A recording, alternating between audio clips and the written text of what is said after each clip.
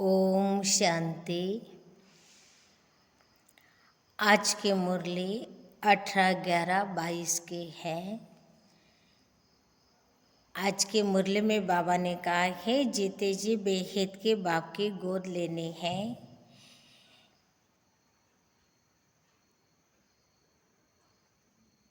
जब शिव बाबा इस ब्रह्मातन में प्रवेश करते तो सारी सृष्टि की वानप्रस्थ अवस्था हो जाती है।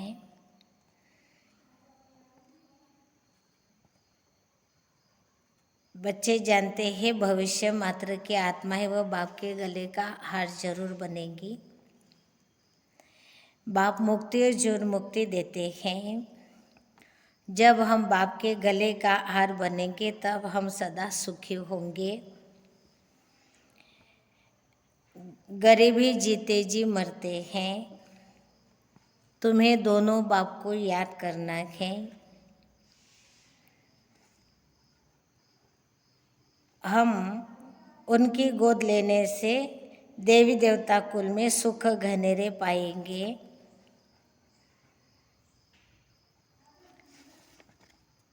फिर है विस्तार में मुरली। मीठे बच्चे, तुमने जीते जी बेहेद के बाप की गोद ली है।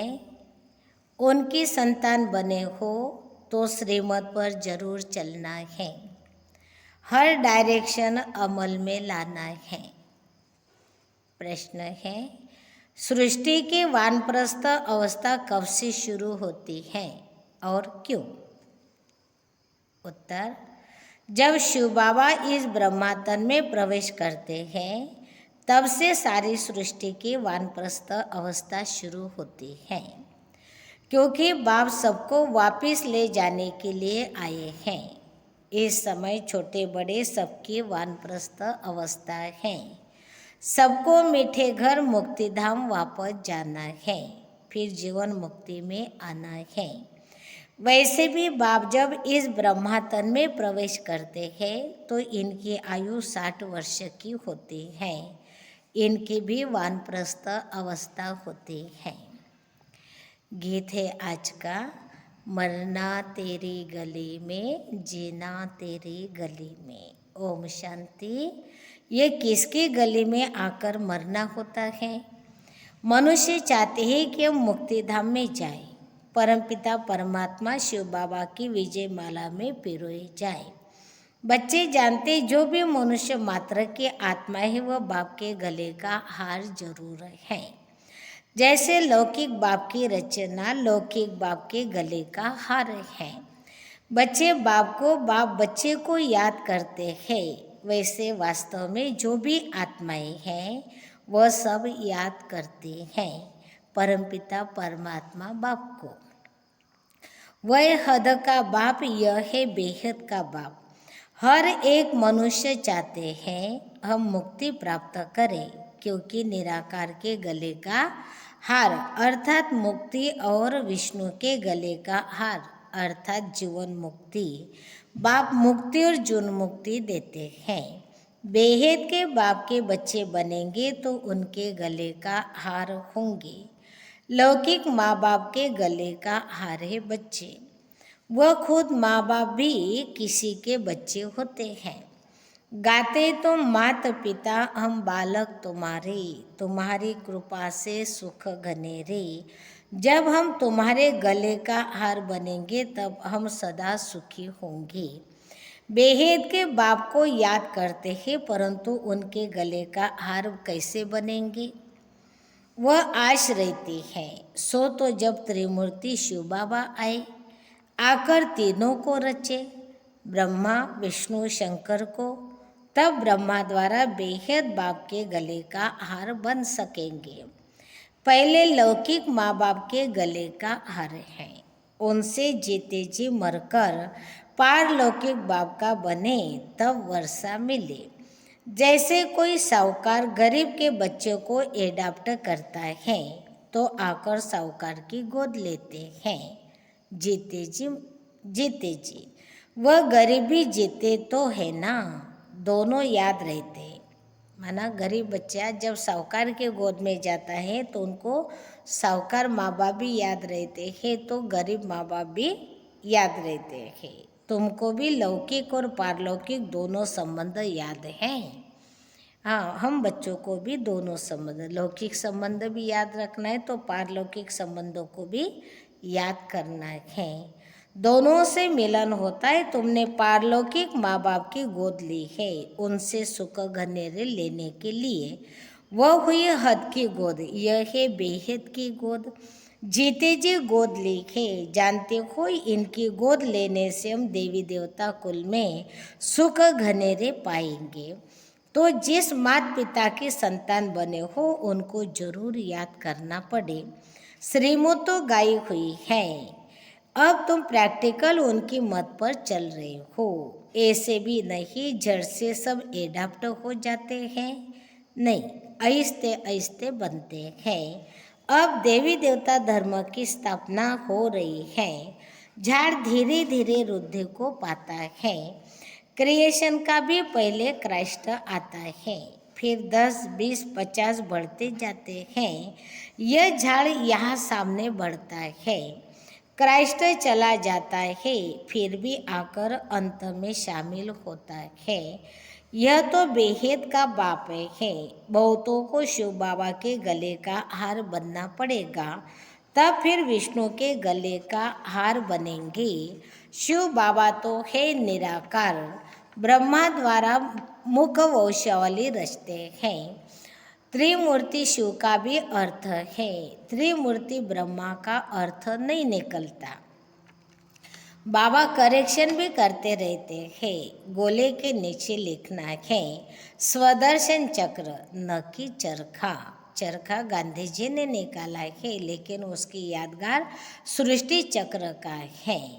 उस गवर्नमेंट का चरखा लगा हुआ है या स्वदर्शन चक्र है। दिन प्रतिदिन करेक्शन होती रहती है। बाबा ने समझाया है, हमेशा त्रिमूर्ति शिव जयंती कहना है। शिव बाबा ब्रह्मा द्वारा वर्षा देते हैं। शिव बाबा है तो वर्षा भी साथ में जरूर चाहिए। तो यह विष्णु है वर्षा, फिर शंकर द्वारा विनाश गाया हुआ है। त्रिमूर्ति का चित्र है मुख्य।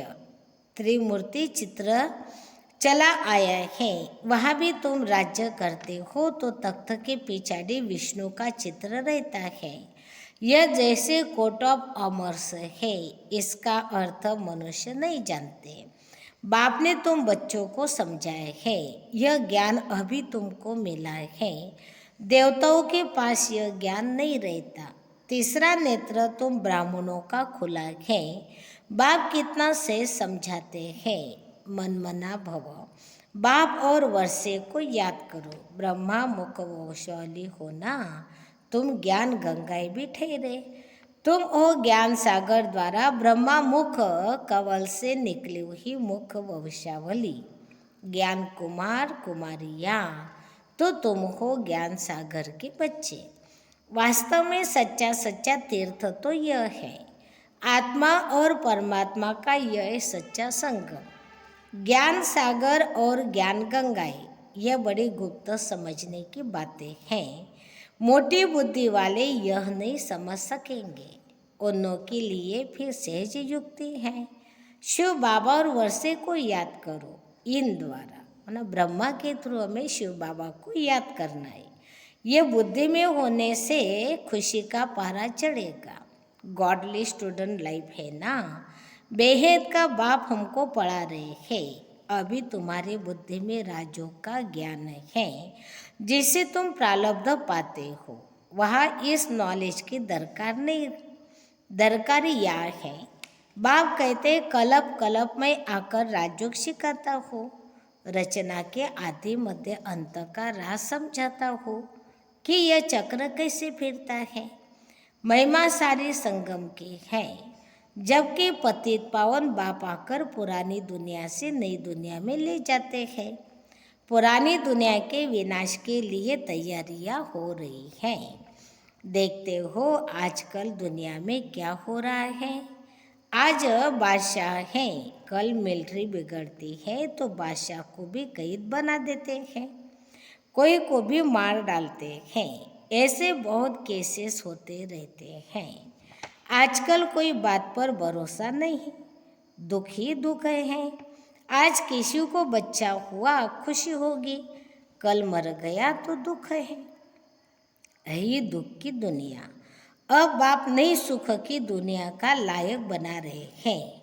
बाप समझाते हैं, बच्चे तुम सो देवी देवता थे, अभी असुर बन पड़े हो। कल तुम देवताओं की महिमा गाते थे, अपने को पापी नीच कहते थे।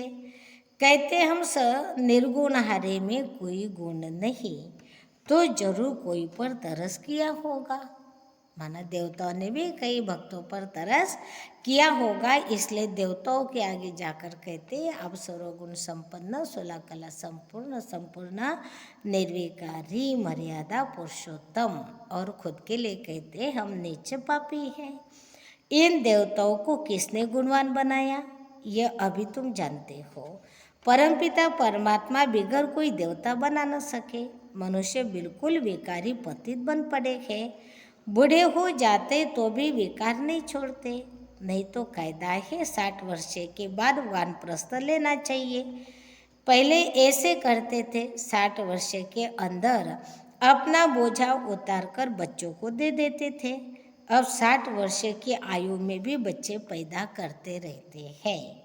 बाप कहते हैं इनकी 60 वर्ष की आयु में बहुत जन्म के अंत में जब इनकी वानप्रस्थ अवस्था हुई तब मैंने प्रवेश किया, तब इसने भी सब कुछ छोड़ा।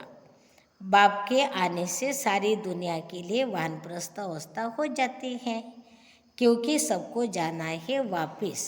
इसलिए बाप कहते हैं मामेकम याद करो। छोटा व बड़ा कोई भी रहेगा नहीं था। जब विनाश होगा, मौत सामने आएगा तो छोटा बड़ा कोई रहेगा नहीं, सबकी मौत होगी। इसलिए बाबा कहते हैं कि मामेकम याद करो। बाप आकर सबको मीठा बनाते हैं। मुक्ति जुन्मुक्ति दोनों मीठे धाम हैं। विनाश सबका होना ही है, हिसाब किताब चुक्त भी सबका होता है। सजा खाने में देरी नहीं लगती। जैसे काशी कलवट खाते हैं तो पापों से मुक्त हो जाते हैं, फिर नए से हिसाब शुरू हो जाता है। बाकी मुक्ति में एक भी नहीं जाते। भले काशी में जाकर काशी कलवट खाते हैं, बाबा कहते, लेकिन काशी कलवट खाने से उस आत्माओं को मुक्ति नहीं मिलती है। जब जीते जी बाप के ऊपर बलिहार जाते हैं तब आत्माओं को मुक्ति या जून मुक्ति मिलती है। तुमने 84 जन्म लिए हैं, शुरू से ही तुम्हारा पार्ट चलता है। तुम्हारा यह है कल्याणकारी लिप जन्म। इस जन्म में अथवा धर्माहु युग में तुम धर्मात्मा बनते हो। वह सब है हद की बातें। यह है धर्माहु मास, धर्माहु वर्ष, यह है धर्माहु युग। यह लिप जन्म ब्राह्मणों का एक ही है। ब्राह्मण ही चोटी फिर देवता बनेंगे। अब तुम जानते हो बाबा हमको गले का हार बनाते हैं। हम आत्माएं निराकारी दुनिया में रहती हैं। बाप खुद कहते तुम जब अशरीरी थे तो मेरे पास रहते थे। अभी तुम समझ गए हो। हम पहले पहले सतयुग में आएंगे। वह ही देवी देवता धर्म। वह पुरुषार्थ करने की जरूरत नहीं। पुरुषार्थ संगम पर ही किया जाता है। संगम युग है और जो संगम होते हैं उनकी आयु गिनी नहीं जाती है। इस संगम की आयु है, बहुत छोटा सा युग है। इस संगम युग में ही बाप आकर इनको बदली करते हैं। बाकी उन युगों का कुछ नहीं है। 2 कला कम होने से राज्य बदली होता है। यह तुमको साक्षात्कार होता है।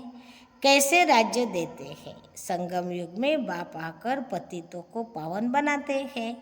इसलिए इस युग की आयु जब से बाप आया है तब से गिनेंगे तो जरूर वह आया हुआ है। वही ज्ञान का सागर है। उनकी मुख वंशावली ज्ञान नदियाँ यह ब्रह्म कुमार कुमारियाँ है। इनसे ही ज्ञान पाना है। बाबा ने कहा है कोई ऐसी चीज बनाओ जो समझाना सहज हो। उसमें त्रिमूर्ति शिव जयंती लिखो। बाबा डायरेक्शन देते हैं, परंतु बनाने वाला होशियार चाहिए। इस ज्ञान यज्ञ में विघ्न भी किस्म किस्म के पड़ते हैं, फिर सर्विस ढीली हो जाती है। शिव जयंती आई की आई, बड़े धूमधाम से मनानी है। दिल्ली में तो बहुत धूमधाम हो सकती है। दोनों के कोट ऑफ ऑमर्स दिखाए हैं। हम अपनी ईश्वरी बात करते हैं। बाप है ही कल्याणकारी। बच्चे भी औरों का कल्याण करते रहते हैं, तो बाप देखकर खुश होता है। कहा जाता है चैरिटी बिगिंस एट होम।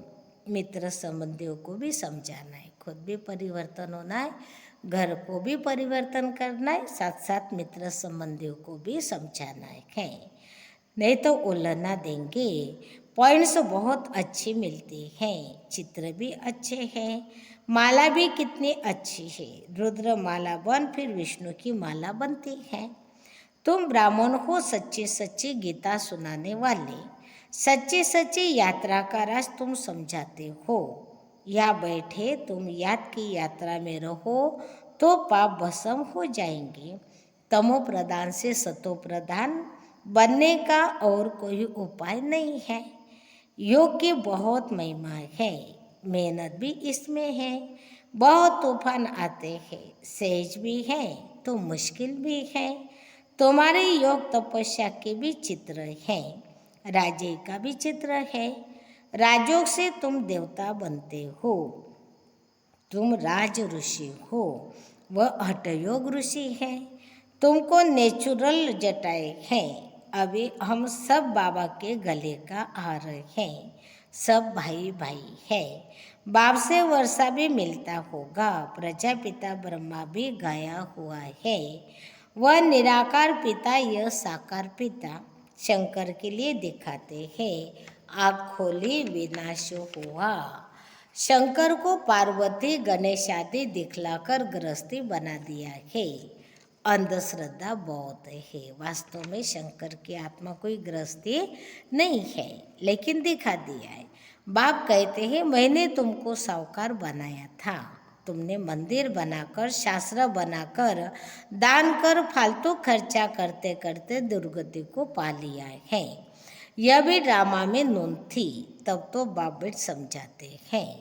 बाबा तुमको त्रिकालदर्शी बनाते हैं, तीनों कालों का ज्ञान तुम्हारे बुद्धि में है। अच्छा, मीठे मीठे सिखिल थे बच्चों प्रति माता पिता बाप दादा का याद प्यार और गुड मॉर्निंग। रूहानी बाप के रूहानी बच्चों को नमस्ते। हम रूहानी बच्चों के रूहानी माता पिता बाप दादा को याद प्यार नमस्ते। ओम शांति, शुक्रिया, थैंक्स बाबा। धारणा के लिए मुख्य सार है। पहली पॉइंट, यह धर्मव युग है। इस समय धर्मात्मा बनना है, सबका कल्याण करना है, मुक्ति और जीवन मुक्ति में चलने का रास्ता बताना है। दूसरी पॉइंट, हमारे यह गॉडली स्टूडेंट लाइफ है। बेहद का बाप हमको पढ़ा रहे हैं, इस खुशी में रहना है। आज का वरदान है, योग के करंट के वाइब्रेशन द्वारा किले को मजबूत करने वाले यज्ञ रक्षक भव।